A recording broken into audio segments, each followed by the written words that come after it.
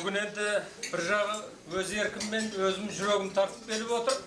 Ekінші жағынан біздің қазіргі президентimiz, өзіңіздің шәкіртіңіз Нұрсұлтан ағамыздың тапсырмасы бойынша осында келіп отырмын. Бұл осы деген неге деңіз? Осыға дейін Назарбаев деген тиіп кетіп сөйтіп жүрді. Нұрсұлтан ағамыз сол өзінің бір құттықтау хатын жолдап еді. Сонымен сіздерге оқып беруге рұқсат етіңіздер. Назарбаев деген демекеңді сатып кетті ғой. Сатқындықты реттеуге бола ма? Жылы сөзбен.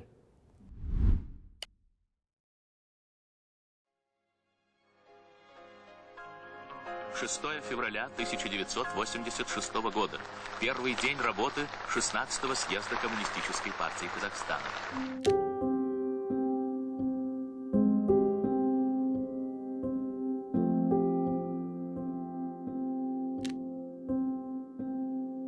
Мен 4 жыл болды, о кезде Димаш Ахметовтың жанында жүргеніме.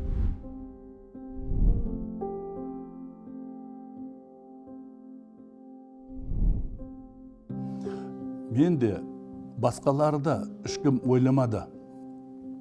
Осы Димаш Ахметовке осындай сын айтады деп.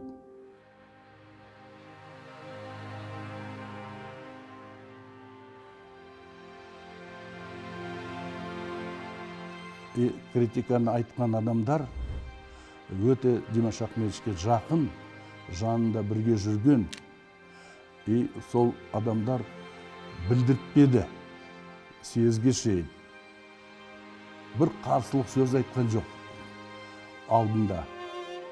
Сондай күтпеген жерде съез басталған кезде, сол кезде шықты ғой, сөйлей бастады.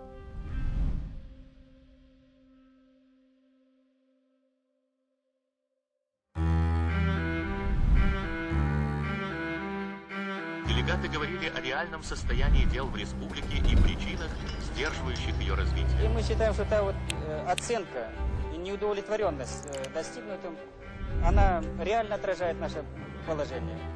С трибуны съезда прозвучало немало критических выступлений. Достаточно было сохранить нам продуктивность животных хотя бы на уровне 80-го года, тогда 5-летний план по сдаче мяса был бы выполнен, а по молоку и шерсти мы бы имели значительное перевыполнение.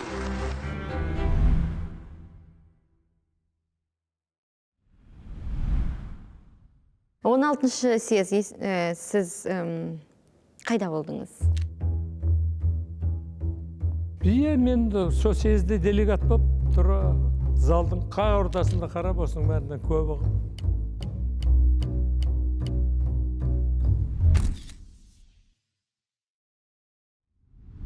Не деді Назарбаев? Не айтты? Есіңізде ма? Әрине есімде. Ол деген енді тікелей демекенге тиісе алмай, оның інісі Асқар Меңліахметұлына тиісті. Ол деген үйтіп кетті. Әлгі ерке деп енді сондай бір.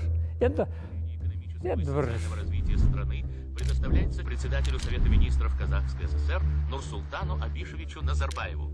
Понятно, товарищи, такой уровень руководства развитием животноводства совершенно далек от требований, высказанных Михаилом Сергеевичем Горбачевым. Я сейчас по прошествии времени об этом думаю. Живые свидетели и участники этого съезда. Что я там такого сказал?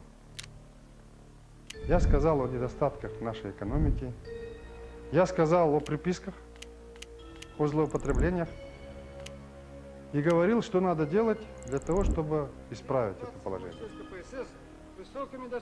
Я думаю сейчас, что я Димаша Ахметовича сильно задел, особенно одним, что я резко критиковал Академию наук и его тогдашнего президента Аскара Кунаева.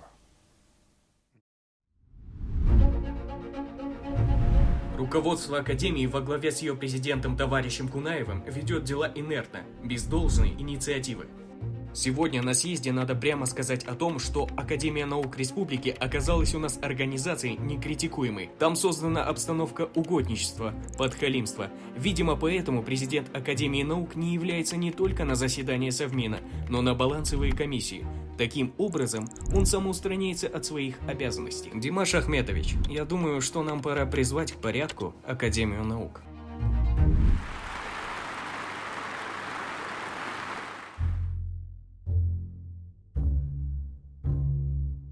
И они же дружили между отец и мой, и Назарбаев, они были в прекрасных отношениях. И если бы у него были бы претензии по работе, он бы мог это высказать как премьер-министр и сказать: вы не ходите там на заседание, или вы там... Короче говоря, это было сделано настолько, вот, честно говоря, как сказать, несправедливо и коварно, потому что взять и вдруг выложить там какие-то претензии на съезде. Что коммунисты, все трудящиеся Казахстана мобилизованы. Но я ни слова не сказал против истины. Сказал открыто в его присутствии.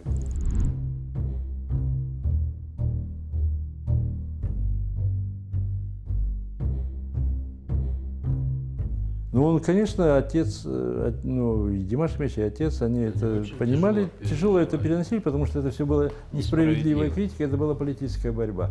Кто больше, как говорится, раскритикует Димаша Ахметовича, тот и займет его место. Вот так Москва ставила вопрос. Все те руководители, которые критиковали Димаша Ахметовича, они получили задание из Москвы. Это же было очевидно. И здесь регулировал представитель ЦК КПСС, такая фамилия у него была Мищенко, заведующий отделом ЦК КПСС, заведующий Казахстана и Средней Азии. Вот он постоянно приезжал и говорил, и вот съезд они, по сути дела, готовили, почему Назарбаев тогда и выступил с такой критикой.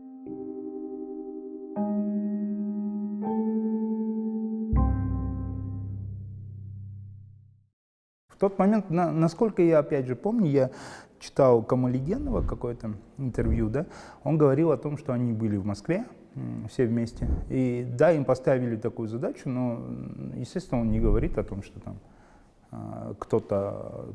А какую задачу им поставили? Ну, чтобы выступить на съезде против Кунаева. За последние 5 лет осуждено за коррупцию 78 работников высших учебных заведений и техникумов. Разве это порядок, когда в ведущих вузах Алма-Аты непомерно высок процент обучающихся коренной национальности, а удельный вес представителей других национальностей остается крайне низким?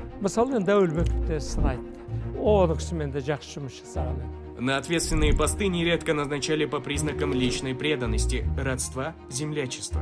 Провалившегося работника пересаживали из одного руководящего кресла в другое. Процветали лесть и угодничество, подхалимство и приспособленчество. Затухала критика и самокритика, ослабевала связь с массами. Байқады ғой бар енді. Егер де ол кісілер баяғыдан басынан айтып жүрсе, мен онда қол шабалақ не дер едім. А бірақ жаңа айттым, Әуелбеков өте мықты кісі. Вы, уважаемый Динмухамед Ахметович, более 8 лет не были в нашей области, не всегда вас объективно информировали. Я признаю высказанную сегодня критику в мой адрес. Я думаю, что такая критика должна звучать почаще, предметнее. Нельзя на словах призывать к одному, а на деле поступать по-другому. Может быть, высказанная сегодня критика покажется кое-кому резкой, но без откровенного, по-партийному принципиального подхода к оценке подобных негативных фактов нам не добиться их полного искоренения, осознания того, что закон для всех одинаков. Думаю, что делегаты съезда разделяют это мнение.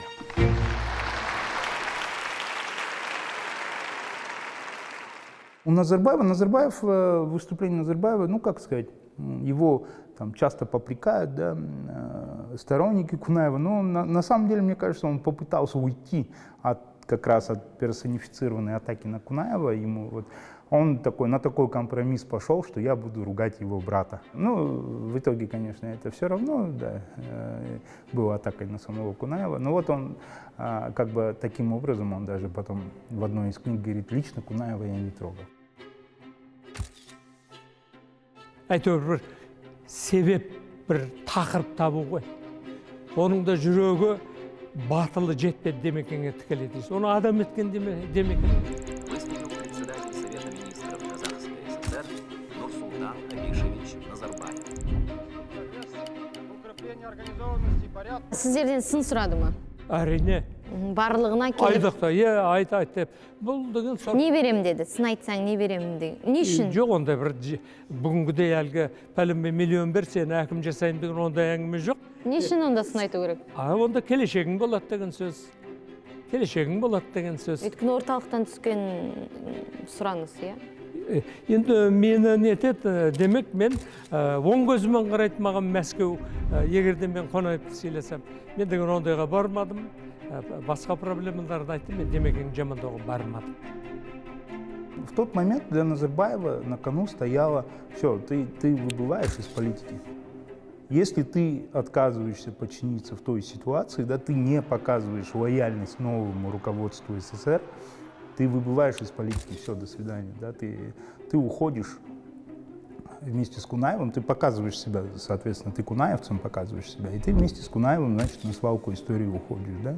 И Назарбаев делает свой выбор в той ситуации.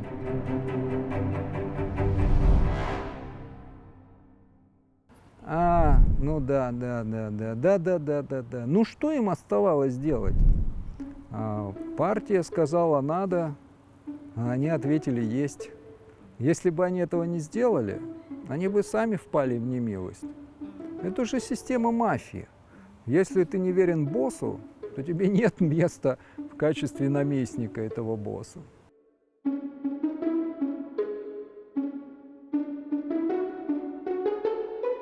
При этом есть такой человек, который сохранил лицо, да, это Кенис Аухадиев. Он был тоже из той же, их же было трое, Камалиденов, который претендовал на это, Аухадиев, и который в 48 лет тоже лишился. Он был председателем, возглавлял Алматинский обком партии, да, то есть это было 48 лет.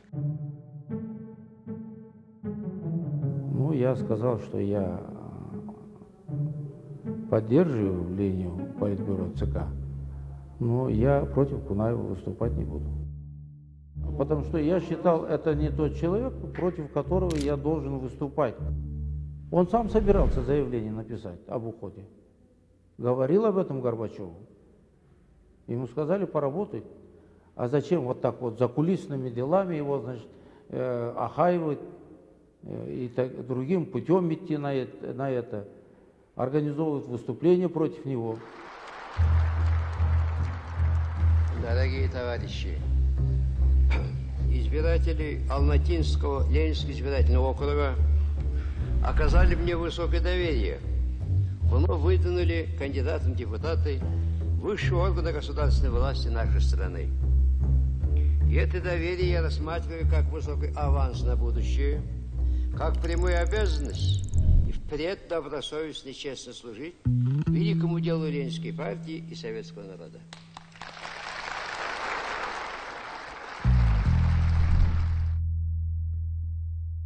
А сколько лет сидел Кунаев? 20? Нет, ну Димаш, в смысле, сам он был первым руководителем 60-го. Ну, вообще, если так считать, в 55-м году он стал председателем Совмина по 60-й, 60-го по 62-й первый секретарь, 62-го предсовмина и 64-го по 86-й год опять это самый первый старец Компартии Казахстана. Да, конечно, он почти 31 год, он был первый как руководитель страны. Ну, немного ли? Или заменить было? Не, ну а как заменить? Ну тогда, видите, в чем дело, тогда же в Политбюро там все старше были руководители, если на то пошло. Да, это только уже в 85 году резкое омоложение пошло. Конечно, ну, а Димаш Мишин, он тогда чувствовал себя, у него здоровье было, ну, как вот после инфаркта он, конечно, себя не самым лучшим образом чувствовал, но он не хотел уходить просто так вот. Почему он должен раз в один миг взять и уйти? ЦК, КПСС, они не могли Димаша Мишина просто так отправить на пенсию. И претензий не за что было. Только возраст их смущал. Но они, ну, видимо, все каким-то образом намекали или хотели, чтобы Димаш Мишин сам ушел. Но он не считал себя еще тогда старым человеком, который мог бы там. Конечно, он понимал, что год-два надо будет уйти. Но они хотели ускорить этот процесс. И поэтому на съезде в 1986 году в Казахстане, я же говорю, они прорежиссировали.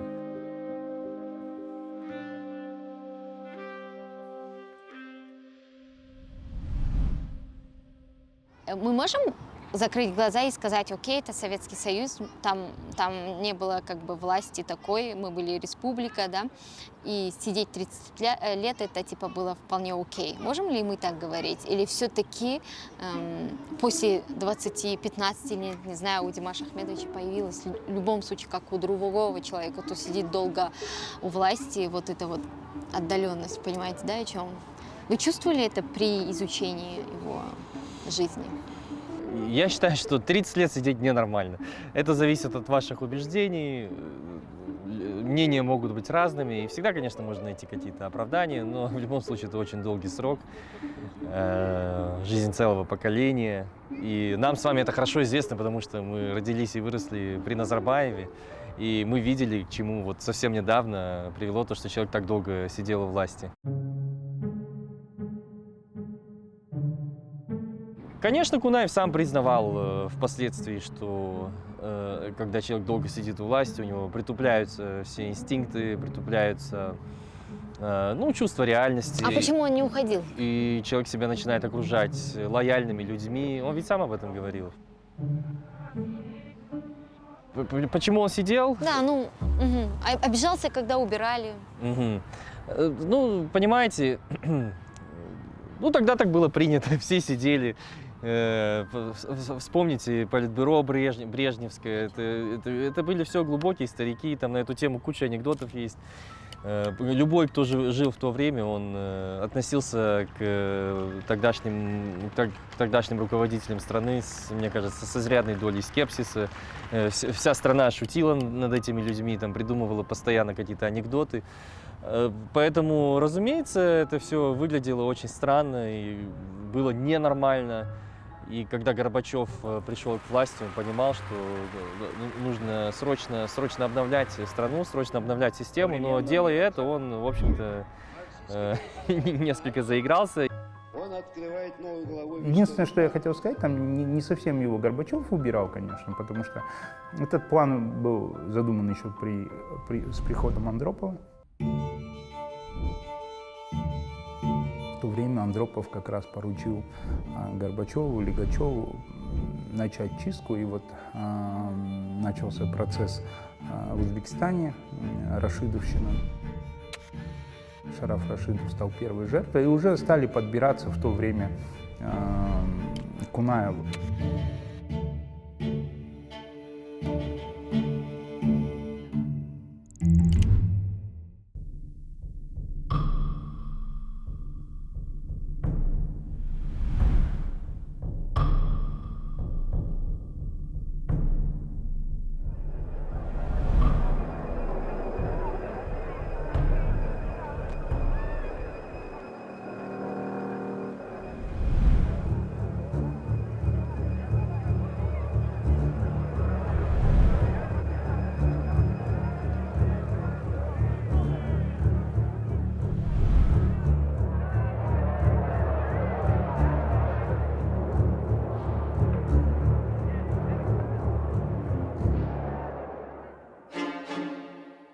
Москвадан Горбачев телефон соқты.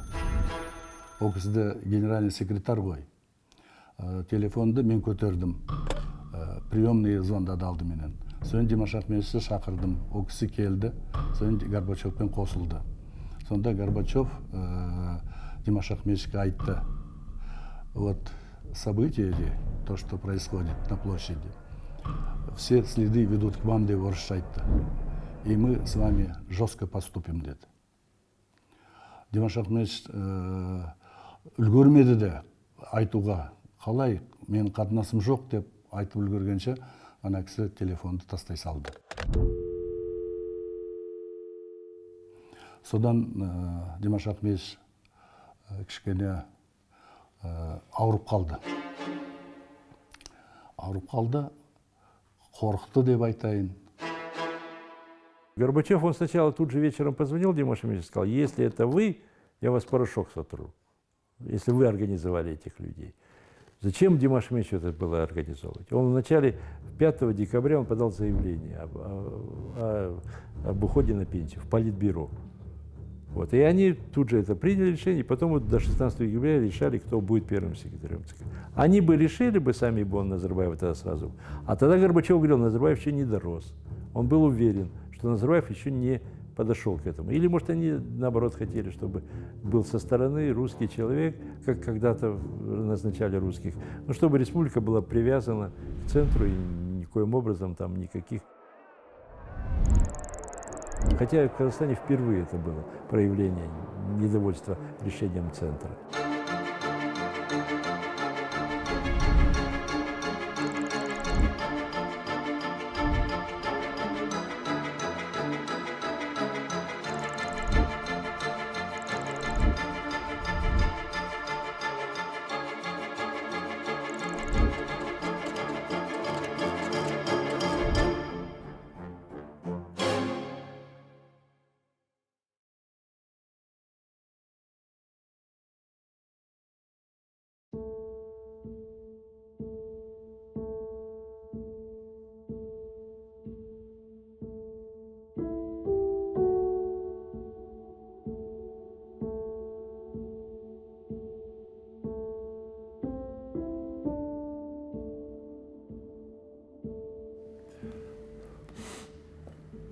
Соломенцев, по-моему, да.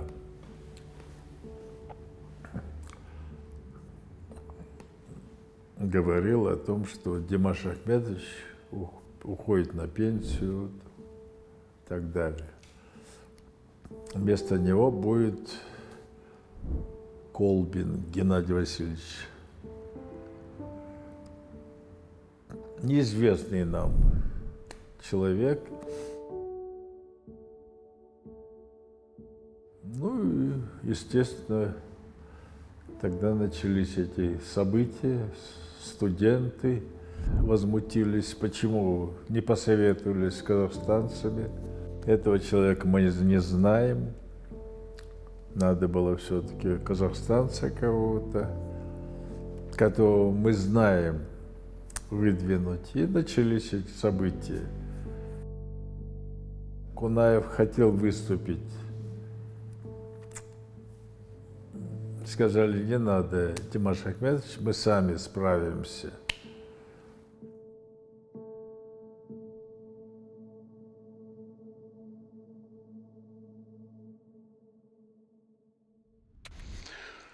Выступить он отказался, на бюро ЦК подъехал. Значит, он сидел вот так вот рядом с перпендикулярным столом, напротив товарища Назарбаева Камаледенова, вместе со всеми членами бюро.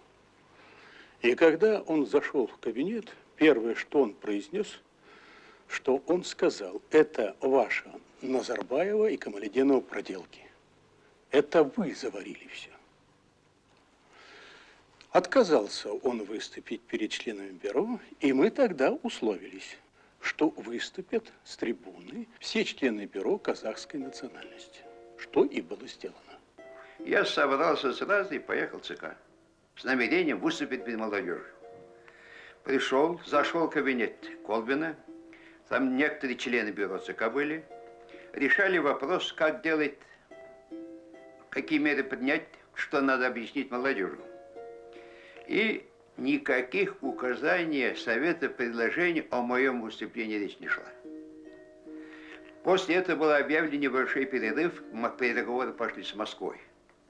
Мы, чтобы не мешать переговорам, Колбина с Москвой, а там у них кабинет оставался Мирошкин.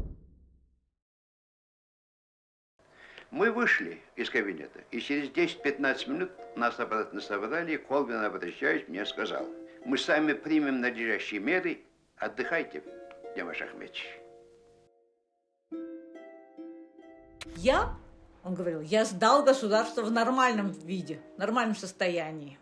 И как раз Колбин, когда вот о нем же Колбин и говорит, он зашел и сказал, вот в кабинете, это ваши Назарбаева и Камаледенова штучки. Я думаю, что у него было отношение к этим двум людям, да, Назарбаеву и Камаледенову, как, ну, наверное, это были его ученики. Это были те люди, которых он выпистывал, которых он практически вытащил из глубинки и которыми он на самом деле гордился. И вот я думаю, что он не мог снести, наверное, предательства такого. Но он молчал.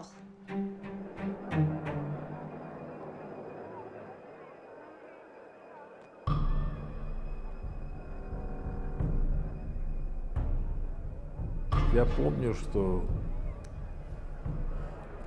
Камалетдинов, его послали, и Назарбаева, молодых, на трибуну перед зданием ЦК. Но они так бессвязно говорили и совершенно ничего не могли сделать с молодежью. А молодежь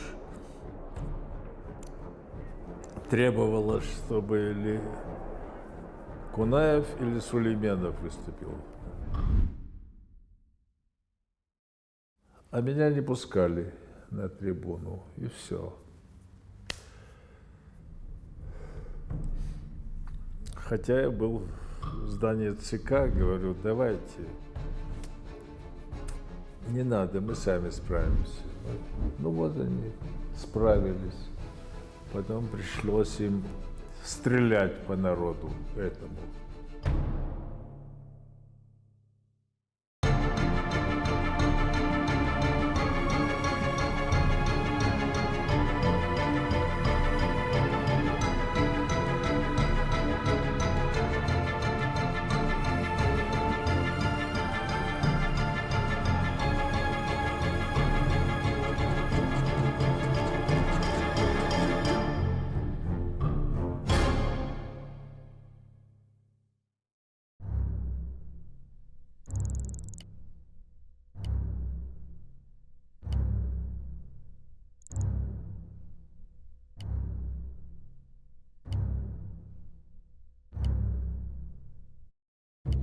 Во-первых, извращение кадровой политики. Во-вторых, создание атмосферы межнациональной розни.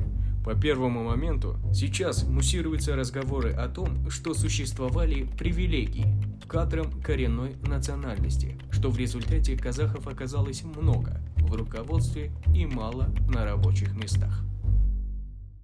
Кстати, вот это высчитывание процентов, которое приписывается очень часто Колбину, да, что начали высчитывать процент студентов казахов, не казахов, потом начали говорить о том, что казахов слишком много в университетах. Это как раз было озвучено, если я не ошибаюсь, именно Камалетдиновым первым. Например, контингент студентов казахской национальности в Казгу 75,8%, 73,7%, 79%. Это серьезные вопросы, и над ними предстоит немало поработать. Вот это упреки в национализме, вот это все, это делал Камалетдинов. Там один из руководителей КГБ, тогда Бабков или кто-то из руководителей КГБ в своих мемуарах про Камалетдинова отзывается, говорит о том, что он постоянно хотел показаться больше русским, чем все русские взятые. Поэтому такой момент вот в его выступлении у Камалетдинова был. Подстрекательским элементом удалось увлечь молодежь.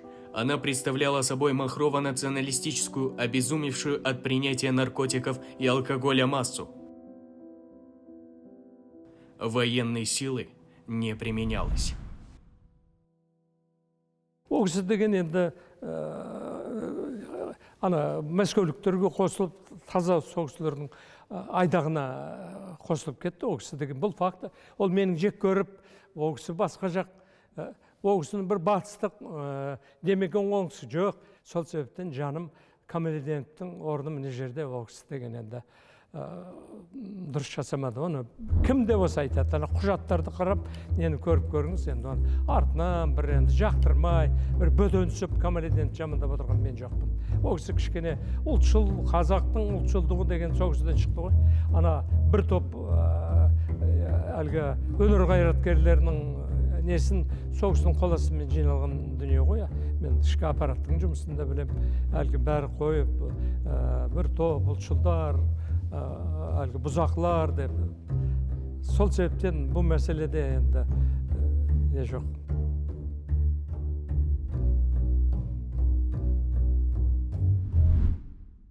Нажали на меня. Вот вы будете докладывать, как секретарь ЦК. Я говорю, товарищ Разумов, я же секретарь ЦК, но это происходит в городе. Есть первый горкома, первый обком. Почему я должен? Я отвечаю за весь Казахстан. В других местах нету. Это в Алмате. Там только вспышки какие-то. Нет, это вы. И стали, вот вы будете говорить вот так. Те продиктовали. Это проявление казахского национализма. Деп айтасың. Айтпаймын деді. Тогда вас из партии исключат немедленно деді. Партбилет жалко отдавать. Пришлось мне на этом собрании об этом огласить. Это моя вина. Ну, Камалетдинов, он говорит, ну, он как бы, он признается, что он струсил.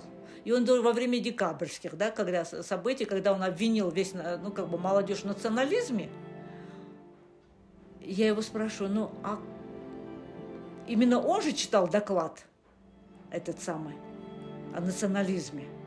То есть его голосом это было все произнесено. То есть ему, возможно, и дали, ему и поправили, он, может, и не писал его, но именно он произнес эти слова о казахском национализме, да. Вот, и я его спрашиваю, а если бы вы не сказали этого? Он говорит, я не хотел, но я был вынужден. А я говорю, если бы не сказали, он говорит, у меня бы забрали партбилет. То есть, а что человек без партбилета, да, тогда? Все, то есть это для него это было обрушение всей карьеры, всей его жизни. То есть без этого он был бы никто. То есть он сказал, ну вот как, я был вынужден. То есть, ну, каждый человек делает свой выбор. Он сделал свой выбор. И вот он говорит, и он сказал, говорит, я в этом виноват. То есть он в этом признался. То есть ему это было важно, видимо, то есть это сказать, что он в этом виноват.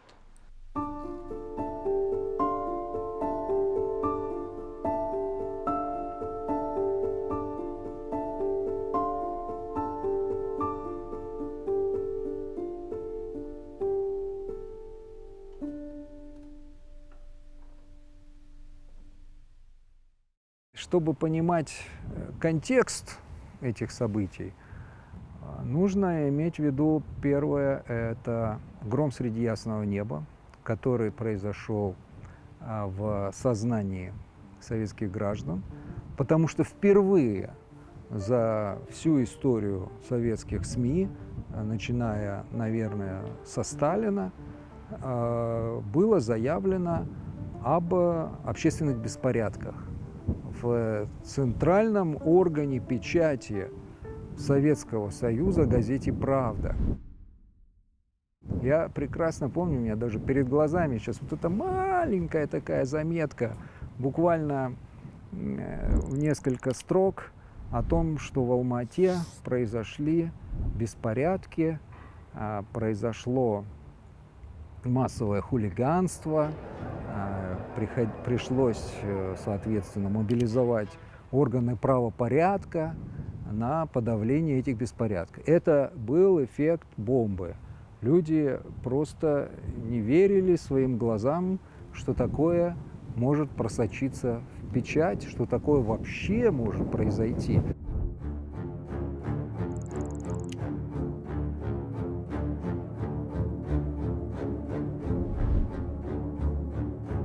Горбачев, остановив выбор на Колбине, он пытался такое, как сказать, сделать не вашим, не нашим, да? А в итоге он зацепил всех. В итоге он обидел, во-первых, Кунаева, которого сместил, да, таким образом. Еще он обидел всех претендентов. У Нурсултановича после этого был небольшой нервный срыв, потому что ему там приготовили все уже как, что думали, что он будет первым сырым, сразу изберут, а там не получилось. И у него после этого был нервный срыв. Все оказались обижены, никого довольного не было. Да? И вот пошла такая трансляция вниз недовольства. Ну и прежде всего, конечно, по вузам, да, и вот, соответственно, ректора, там, деканы, там, какие-то сотрудники, когда слышат в разговорах там, от вышестоящих лиц вот это недовольство, они начинают его транслировать дальше, да, между собой. Это доходит до студентов, да, и вот раскрутка такого недовольства, да, вот что такое, намысымызға там шықпаймыз ба, айтпаймыз ба деп бәрі солай. По-моему, мне так кажется.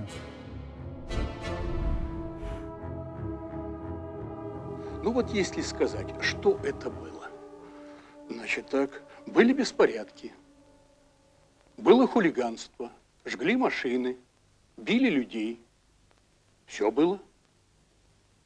Вот что было.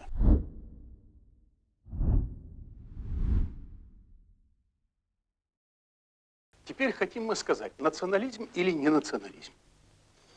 Я был противник той оценки, которая появилась в документе «Казахский национализм». Ведь молодежь выкрикивала на площади, у нас есть свои люди, и называли русской фамилии, не только казахской фамилии называли. Называли фамилии Демиденко, Протазанов, Морозов. Значит, их много фамилий называли. И это просто молодежь был не удовлетворен приходом на работу малоизвестного, малоавторитетного человека в республику.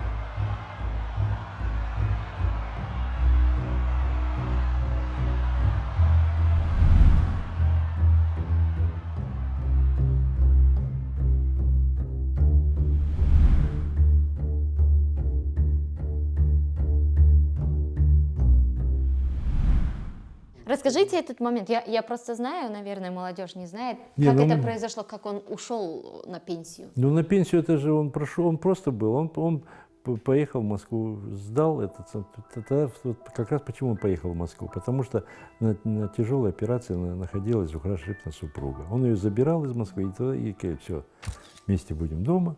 Решил уже подать заявление, все, зашел Горбачев, сказал, все, вот я сдаю заявление, ухожу на пенсию. Он говорит, да, говорит, мы понимаем, спасибо, вы золотой фонд партии, вы отработали все это. Все, ну теперь, конечно, возраст уже вам надо уходить. Мы, в общем-то, давно это уже понимали. Ну, в смысле, уже понимали, что надо уходить вам. И прощаясь, я его спросил, кого вы направляете, кто будет секретарем ЦК Казахстана? Он мне ответил, позволь этот вопрос решать нам. Кто это был? Это сказал Горбачев. Он говорит, ну у нас там нет некого рекомендовать на первого секретаря. Понимаете? И я доверился ему. И пошли на Колбина. Значит, надо, говорит, русского туда прийти. Вот Колбина тогда рекомендовали. Я думаю, это вот ошибка, которую мы допустили. Там был один спорный вопрос, где Кунаев говорил по-другому, Горбачев говорит вообще по-другому, Назарбаев вообще по-другому. Кого рекомендовать на место Кунаева? Кстати, правильно говорите. В книге Кунаев говорит, что его Горбачев как бы отшил, сказал, типа, мы сами разберемся, как есть правда. Горбачев говорит, что... Ну, это, наверное, такой вопрос, в котором невозможно разобраться, потому что все эти разговоры происходили наедине. Ну как можно прям так сильно врать? Они же прям все по-разному говорят. Они даже уже, возможно, не знают, что они врут. Это есть такая ложная память у людей, да, понятие ложной памяти. В психологии об этом частенько говорят, да, психологи. То есть мы в некоторых событиях, нам родители какие-то вещи рассказывают, да, а через время мы начинаем думать, что мы помним уже, да, у нас уже даже картинка есть, как это все происходило в детстве. А это, на самом деле мы этого не помнили и не знали никогда, просто от этих разговоров мы убедились. И, возможно, тот разговор, который там между ними состоялся наедине, между Кунаевым и Горбачевым, он вообще был о третьем, о чем-то, да, каждый из него вот слепил. В итоге, по итогам этого разговора, за многие годы, вот каждый создал свою версию, смоделировал, да, свой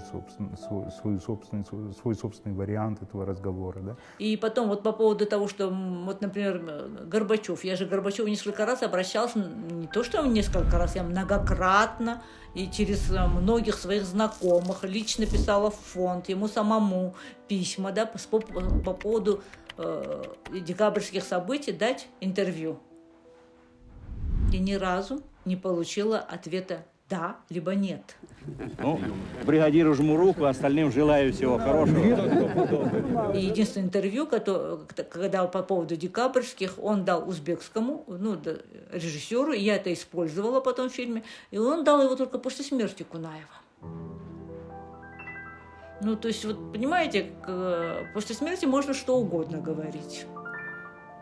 А при жизни он не давал интервью.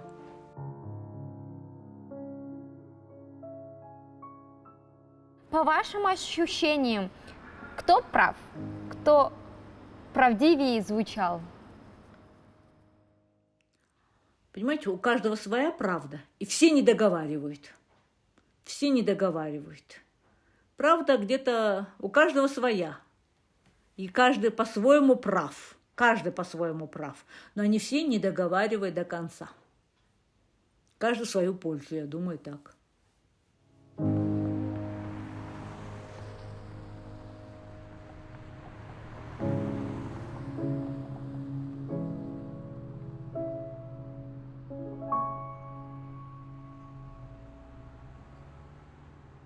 Горбачев, несмотря на то, что он считался демократом, он считал своей задачей наведение порядка, в кавычках, в республиках Советского Союза. И он, я думаю, несколько переоценил свои возможности. Опять-таки, понимаете, люди, сидевшие в Москве, плохо себе представляли, что здесь происходит на местах в Средней Азии. Для них это была какая-то далекая окраина. Были люди, которые имели опыт работы в Средней Азии, в том же Казахстане, как-то понимали местную специфику, но таких людей было немного, и лидеры Советского Союза, мне кажется, часто не представляли себе, что здесь происходит. Поэтому Горбачев, он задался целью навести тут порядок, начал тут по-новому мести своей метлой, назначил Колбина, чтобы, понимаете, как бы лишить какой-то части автономности республиканскую номенклатуру, казахскую номенклатуру. У Горбачева тут на самом деле руки были немножко связаны. Понимаете, уже к 80-м годам 20 века казахская элита, она считала себя вправе самостоятельно выбирать себе лидера, самостоятельно решать вопросы, связанные с жизнью республики. Люди из числа номенклатурных работников считали, что они это заслужили, потому что они довольно долго там работали на своих должностях и служили режиму.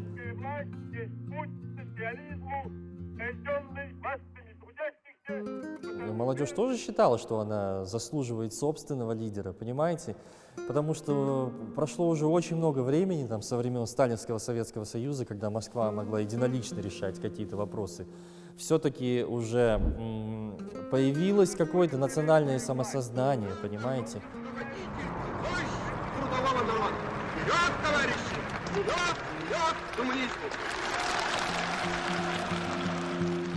Появились какие-то книги, которые там рассказывали казахам об их истории дореволюционной. Появились фильмы, которые рассказывали казахам об их истории, понимаете? И появились вот какие-то кирпичики, из которых складывается национальное воображение, национальное самосознание. И люди себя все-таки в большей степени стали ощущать казахами, в большей степени стали ощущать свое право на то, чтобы определять свою судьбу дальнейшую и решать вопросы, связанные с внутренней политикой Казахстана. И уже какого-нибудь Колбина, возможно, его бы нормально восприняли там в 20-е или 30-е годы, когда эта практика, она была общепринятой, практика назначения там, руководителей республики из Москвы. Но в 80-е годы его, конечно, уже никто не воспринимал. И уже местная элита была настолько сплоченной, что, в общем-то, она его потихонечку, но так решительно все-таки выдавливала из республики.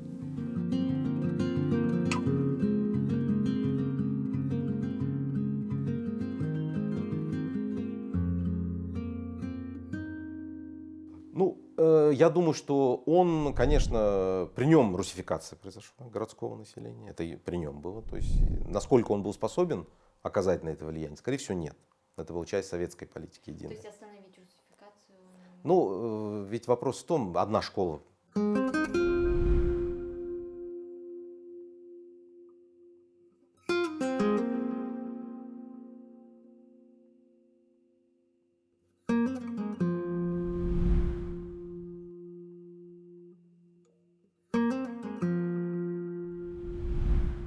это было в его возможностях. В одна школа всего, потому что в его, наверное, возможностях было хотя бы 2-5 школ. Это же могло быть 5 школ, например. Но это, я думаю, ЦК Компартии Казахстана могло открыть 10 школ, например. Это не было большой проблемой. По крайней мере, Москва бы не стала возражать. В Узбекистане же были узбекские школы. То есть он особо не... Ну, он, наверное, да, видел свою миссию в том, что он там поддерживает художников, писателей, композиторов. Он действительно очень много их поддерживал. Ну и он создал вот эту вот основу для идентичности, подъема идентичности. То есть, собственно, все то, что мы знаем, начиная там, от гимна Шамши Халдаякова, это же тоже тогда же все сделано.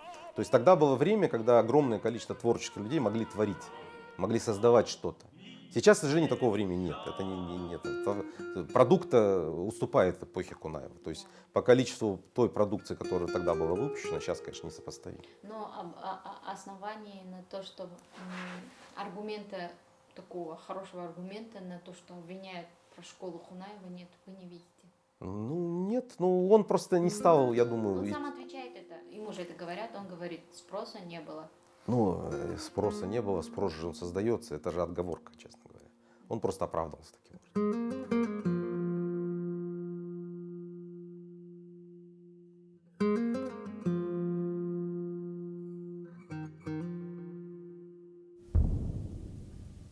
В декабре 1986 года Кунаев ушел, пришел Колбин. И с первых дней коса на камень, разговор на высоких тонах,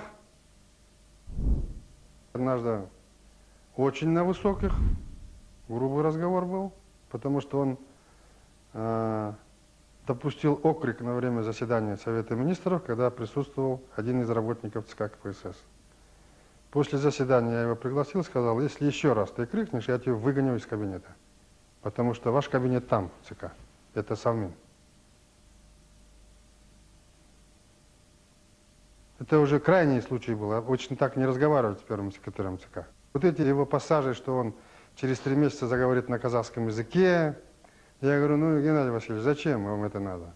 Вы не заговорите никогда, это смех вызывает за 3 месяца. Анекдоты всякие сочинили на этот счет. Обеспечить жильем всех, все сараи, скотопомещения, квадратные метры стали считать жильем. Все скирды под крышу завести в Казахстане. В общем, всякие такие дела, и там докладывал потом.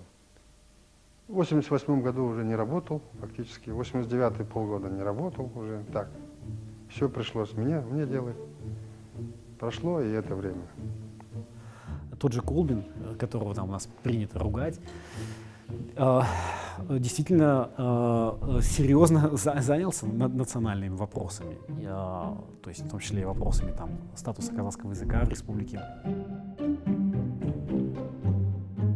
Ну, известно, что и Наурыз при нем превратился в праздник, в 1988 году впервые был. То есть Москва управляла далеко не только кнутом, но и пряником, безусловно.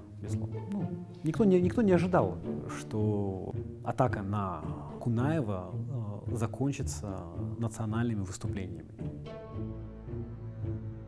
Однако правда о событиях в Алмате и по противоправных действиях солдат внутренних войск до сих пор остается засекреченной. Поэтому у нас имеет место разные нездоровые слухи, которые бросают тень на дружбу народов и являются источником некоторой национальной неприязни. В этом постановлении событие названо проявлением казахского национализма. Можно обвинить 5000 людей, 10 000 людей и 100 000, но нельзя же обвинить национализм весь казахский народ. Слово «казахский национализм» – это обвинение всему казахскому народу. Поэтому мы обращаемся с просьбой об остановлении.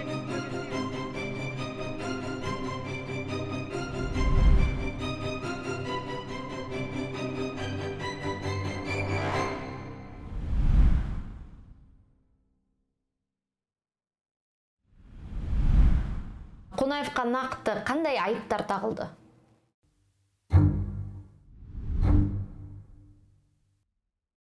Енді осы уақиғаны Димаш Ахметовтен көрді ғой, сіз жасадыңыз деді. Ал сонан кейін енді жалғыз ғана айтып қоймай, бұл кісіге іздей бастады ғой. Шетелде бұл кісінің жинаған ақшасы бар дегендей, қару-жарақ дұрыс сатып алмады деп, Содан кейін мына Қарағандыда Космос деген гостиница салынған кезде, сол жердің жартысында бұл кісінің офисі болды деп, сөйтіп, содан кейін бұл кісіні 70 жылдығын тойлаған кезде соншама көп қаражат шықты да, бұл кісіге кино түсірді деп сондай кінә қойды. И потом были уже в местной прессе, может быть и в центральной тоже, разоблачения зачинщиков. В отношении Димаша Ахметовича было сказано, кажется, я могу ошибаться, но там обвинения прозвучали в национализме.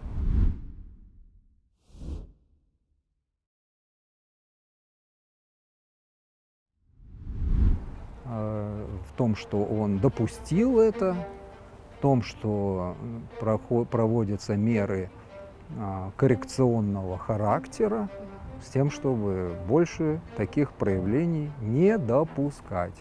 Естественно, вот его так обвинили, и даже вот этот следователь, по-моему, Калиниченко, он даже ему Горбачев предложил начать уголовное дело в отношении Кунаева.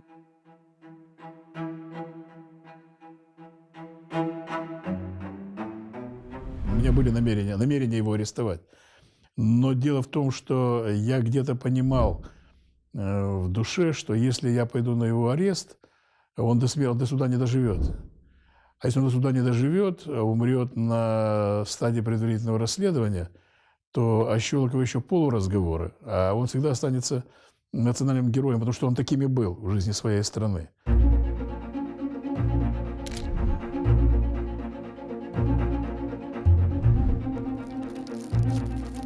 Димаш Ахметовичті Қазақстанда өте жақсы көретін де, сыйлайтын. Ол кісінің авторитеті өте күшті еді ғой. Совет одағында да күшті болған. Сондықтан оны орнынан алу Горбачевқа оңай болмады. Сондықтан олар алыстан ертерек бастады. Димаш Ахметовичтің ең жақыны деген, сенімді деген адамдардың бірі Аухадиевті орнынан алды ғой. Орнынан алған кезде Димаш Ахметович отпускада жүрген болатын. Содан кейін келесі енді мен өзім куә болдым. Мищенко деген куратор телефон соқты да, Димаш Ахметовичті шақырып, Димаш Ахметович сөйлескен кезде айтты, Асқаровты орнынан алу керек. Оның үстіне көп арыз түсіп жатыр деді. Сонда Димаш Ахметович даусын көтеріп тұрып оларға айтты. Аухадиева вы сняли, этого достаточно деді. А вот Асқарова я вам не дам деп айтты. Сөйтіп Асқаровты да орнынан алғызбай қойды, Москваға бермей қойды. А ол кісі де Димаш Ахметович кеткеннен кейін тергеуге алынды да, ол кісі де түрмеде отырып шықты ғой. Все сводится к тому, что все говорит о том, что эта инициатива исходила из Москвы. И действительно, в ходе вот этих вот так называемых чисток пострадало ближайшее окружение Кунаева, в том числе его многолетний помощник Дуситай Бекежанов.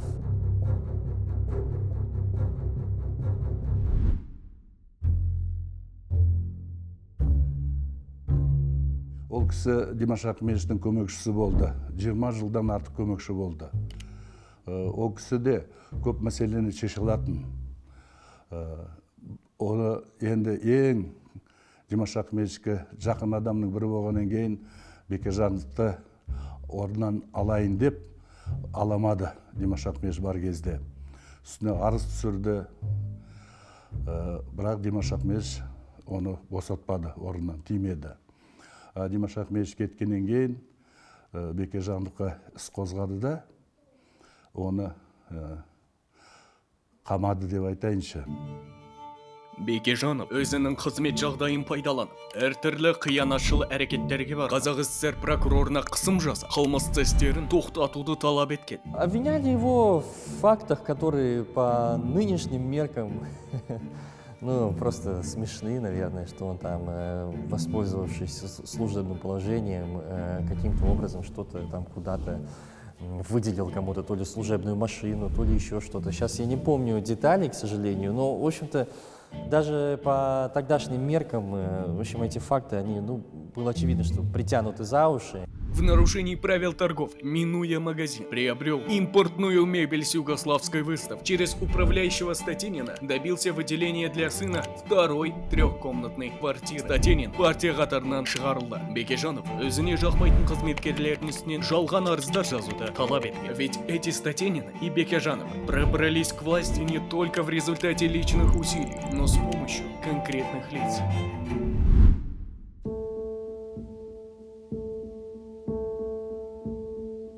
Төрт жыл отырып шықты түрмеде.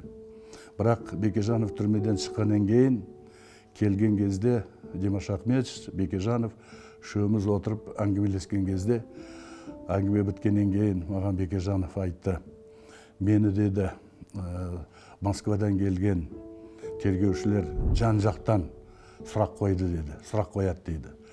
Айланып келгенде бірақ сұрағы бар: мына желтоқсанды сен ұйымдастырдың, Димаш Ахметовичтің бұйрығы бойынша десең болды дейді. Содан кейін кішкене түрмеде отырасың, қиналмайсың, бәрі болады саған деді. Содан кейін сен босатып жібереміз деді. Ал енді Дүйсетай оған көнбеді. Айтты, олай болған жоқ, ол кісі ондай бұйрық берген жоқ, мен оны ұйымдастырғам жоқ деп айтты. Ал енді содан кейін енді қоштастардың алдында тергеушілер қолын қысқан кезде қолын қысып тұрып былай көрсетті дейді. Адамгершілік екендігінің, өздері іштей риза болғандығын Дүйсетайға көрсетті деп Бекежан маған соны айтып еді.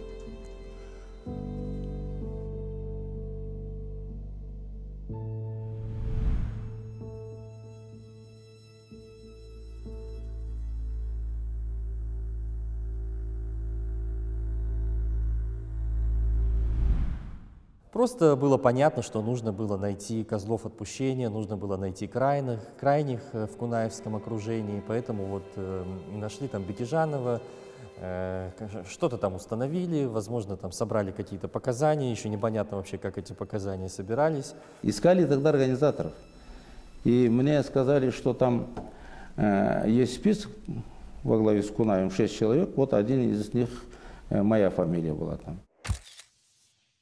В общей сложности 18 раз меня приглашали в разные инстанции. КГБ, значит, прокуратура. Аухадиев это был тот человек, который не предал его, но он сполна получил. То есть его несколько раз вызывали на допросы, в зачинщиках объявляли, и он остался без работы, никому был не нужен. И он говорил, и Аухадиев говорил, кстати, об этом, говорит, и я понял, что никто мне руку уже не подаст, чтобы куда-то устроиться на работу. И он устроился на работу инженером, говорит, рядовым инженером, Казгипро, там, совхоз какой-то, и взяли его люди, и он там, говорит, работал, и даже туда приходили с проверками. Но он вот сохранил свои человеческие качества. Вот он как-то сумел, вот, я думаю, что для него это не стоял вопрос выбора, да, то есть он был просто приличный человек, он был так воспитан. Ну, и вот я думаю, что для Кунаева это было вот такой отрадой, возможно, что вот да, вот Кенес Аухадиев его не предал. И вторым человеком, который очень сильно пострадал, был Аскаров, Асанбай Аскаров, который был сватом Кунаева и который занимал тогда должность первого секретаря Чимкентского обкома партии. До этого он был первым секретарем Алматинского обкома партии в 70-х годах. То есть он был главой области, говоря нынешним языком. Билік басына Қонаевтың туысы Асқаров келді. Оны жұрт ұлы деп атайтын. Ол жылдары оңтүстік Қазақстанда қызметке көбінесе рулық және ұлттық белгісіне қарап қана тағайындайды. И я думаю, что местные работники там, в прокуратуре, в местных там судах казахстанских, в правоохранительных органах, они, скорее всего, просто не хотели давать ход этому расследованию, которое шло по инициативе из подачи Москвы. Поэтому, в общем-то, устроили суд Аскарову где-то в Бишкеке, тогдашней Фрунзе. потому что ну, там было легче преодолеть сопротивление местных кадров. И тоже его осудили к тюремному сроку, он отсидел, вышел впоследствии досрочно. Тоже его здоровье было подорвано в результате всех этих перипетий. Он потом прожил, по-моему, лет 10, но здоровье уже у него, конечно, было слабое.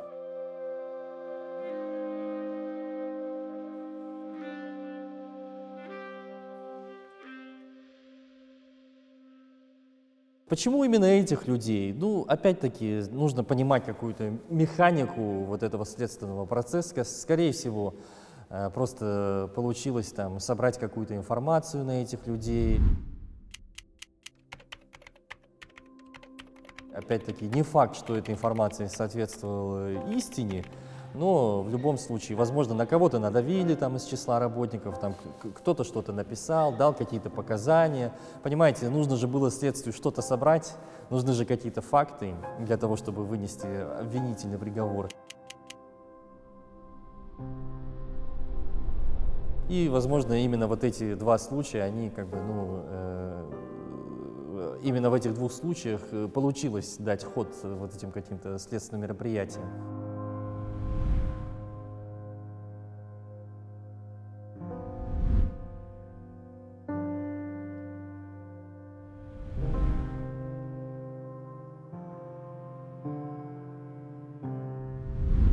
Но до Кунаева не добрались. С одной стороны, опять-таки, потому что я думаю, что никто из республиканских работников не хотел давать ход этому расследованию. Ведь они обладали определенным весом. Все-таки там был прокурор республики, да, там, был там, министр внутренних дел республиканский и так далее. И все-таки какой-то властью эти люди обладали.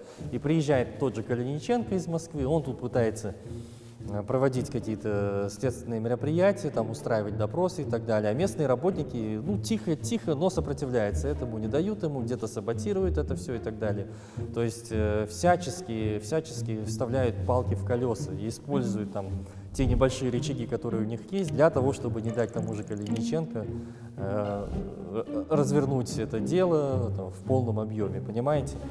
И Калиниченко тут ходит, что-то делает, что-то пытается собрать какую-то информацию, но особо у него ничего не получается. Да, к сожалению, пострадали вот Аскаров и Бекежанов, но до Кунаева не добрались.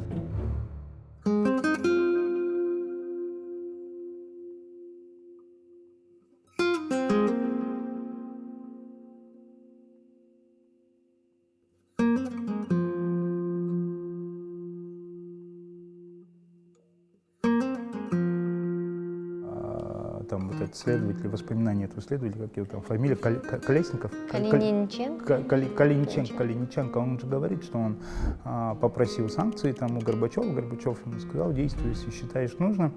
Ну и тут оказалось, что там республиканская Елемисов, да, в то время республиканский прокурор, он сказал, я тебе не дам ни помещений, ни сотрудников, я тебе ничего не дам, хочешь арестовывай, я в это дело не полезу. И вот он столкнулся вот с этим, да, вся республиканская элита попряталась, никто не хочет ничего делать, и он понимает, что вот сейчас против ему... Кунаева? Да, они не хотят, да, участвовать в аресте Кунаева. Почему? Ну, по-казахски. Это же... Мы напишем по-казахски, тире, это как, значит? По Лиге Халас. По Лиге, окей. Это правда, что он, глядя вам в глаза, сказал, сынок, неужели ты меня арестуешь? Да, конечно. Да, это последнее, когда он подписывал протокол. Он говорит, сынок, ты меня арестуешь? Он вопрос задал. Денис Ахмедович, вы добрались в качестве свидетеля. Вы уже приняли для себя решение? Я уже принял, что ты меня не обманываешь? Я говорю, нет, конечно. Вот, хотя там вопросы прямо стояли о взятках, ответа нет, я не брал. Он вызвал у вас нисколько. человеческую симпатию? Человеческую симпатию, чисто человеческую симпатию. Видел человека раненого, человека, который очень много сделал хорошего и очень много полезного сделал.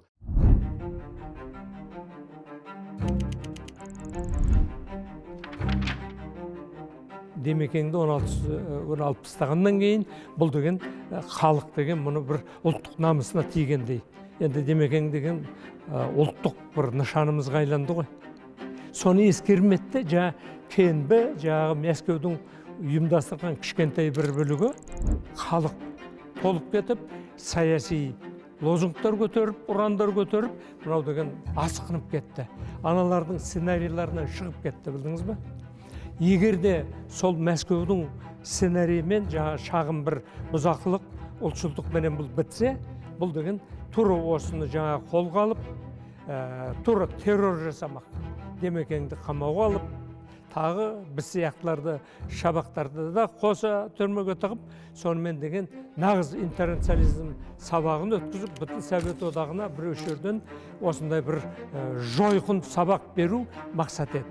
Бірақ халық көтеріліп кетті, демекеңнің атын атап, жаңағы былай айтқанда орталық партия комитеті бәрі былай айтқанда састы, шегінді.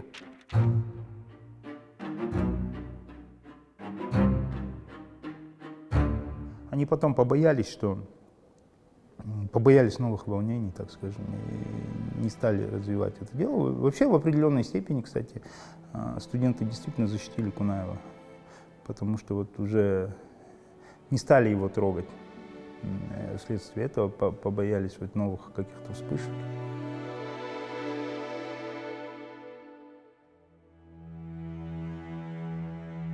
А была Кунаевщина? Что понимать под словом Кунаевщина? Кунаевщина в то время все эти щины, это означало там группировку, да, какую-то там мафиозного характера, да, там, у которой там масса каких-то богатств тайных, да, там где-то дворцы, где-то там машины, где-то у них там деньги, там. Мне кажется, нет. Мне кажется, в таком вот прям организованном виде, да, таком, что это была какая-то группа, которая вот организованно действовала, продвигала там свои интересы, наверное, нет.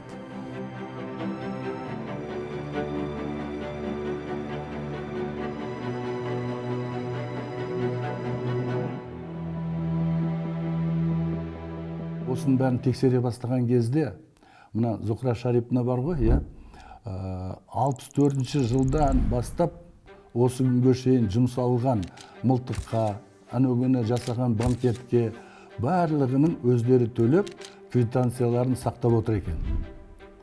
Сол сақталған квитанцияларын аналар көрсеткен кезде бар ғой, иә, олар таңғалды ғой. Сонда бұл кісі неге олай болды деп мен кейде ойланам. Ойланатын себебім, енді мен де сақтамаймын ондайды. О кісі де ойлаған жоқ. Енді 64 жылдан. 62 жылы Никита Сергеевич Хрущев бұл кісіні орнынан алды ғой. Орнынан алған кезде бұлардың басынан өткен екен. Тексерісте, қудалаған да, достары теріс қарап кеткен де, соның бәрі болған екен. Сондықтан бұлар енді істеген істерін бәрін жинап отырған екен.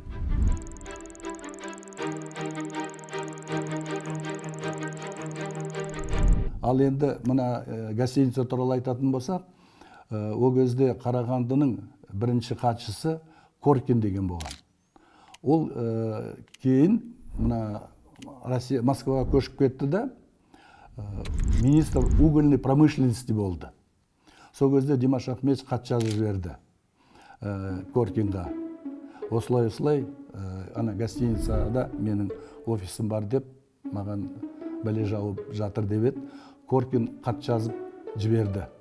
Орысша айтайын, Димаш Ахметович, уважаемый, в этой гостинице вы никакого отношения не имеете, деп айтты.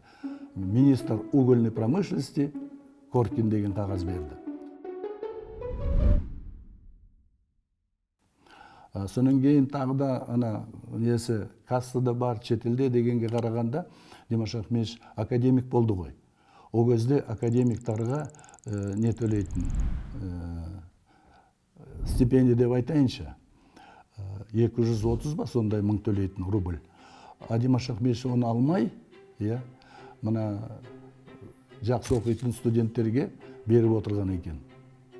Сонан кейін Димаш Ахметович пенсияға шығарда бұл кісіге әдейі айтты ма, алам екен деп айтты ма, мына келіп айтты.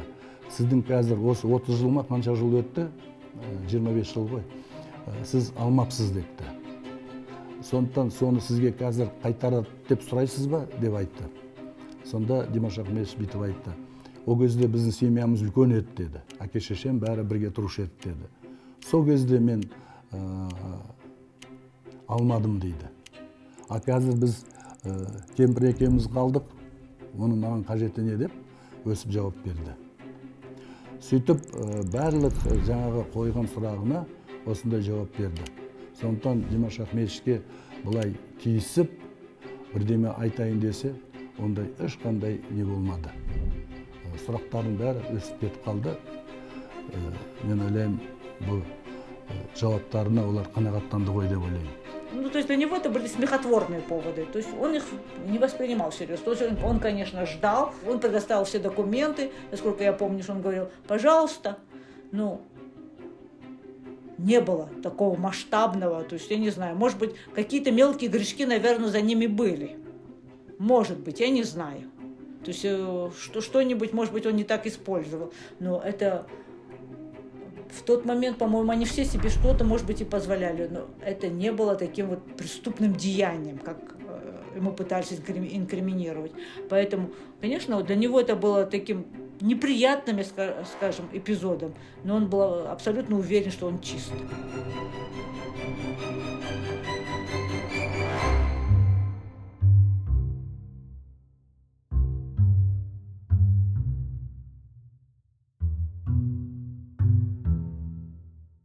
Он не был корыстолюбивый,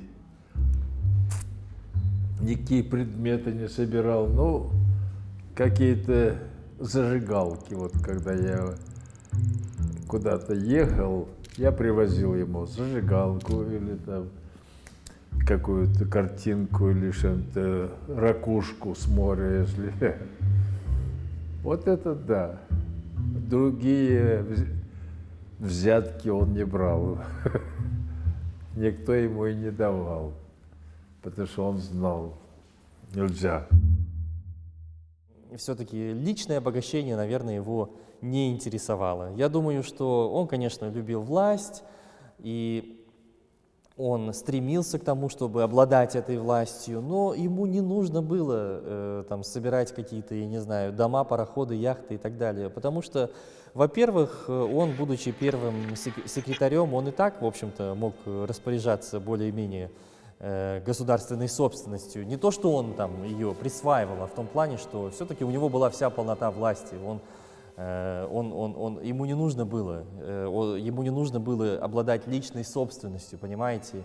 Он был на государственном обеспечении. Как член Политбюро, например, он там получал какие-то из Москвы там спецпродукты и так далее. Это было положено ему по рангу. То есть он жил очень хорошо, он жил в достатке, и при этом он не был каким-то корыстолюбивым человеком, он не был алчным человеком, поэтому я думаю, что то, что у него было, ему хватало. И, в общем-то, я думаю, что даже таким зубрам, как Калиниченко, которым поставили просто задачу там что-то накопать на Кунаева, даже, в принципе, им было понятно, что, ну, а что тут накопаешь, что у него было-то? Коллекция оружия, которую он потом передал государству, да, там, и коллекция зажигалок, которые ему дарили там, лидеры каких-то других стран. Все, в общем-то, там 4-комнатная квартира в центре Алматы, и, по-моему, даже личной дачи у него не было, и личного автомобиля у него тоже не было.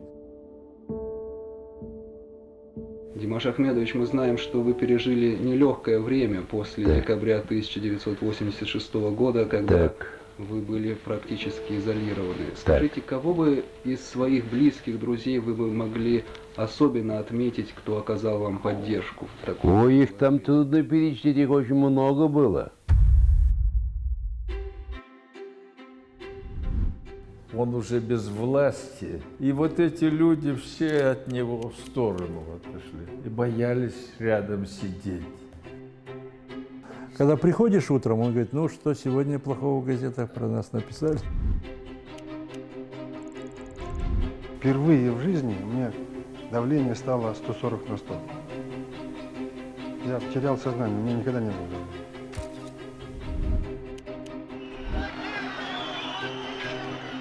Представьте, если бы сейчас был Советский Союз. Если вам... Кунаев хотел бы этого, я считаю. Он, конечно же, знал очень многие вещи, но он их унес с собой.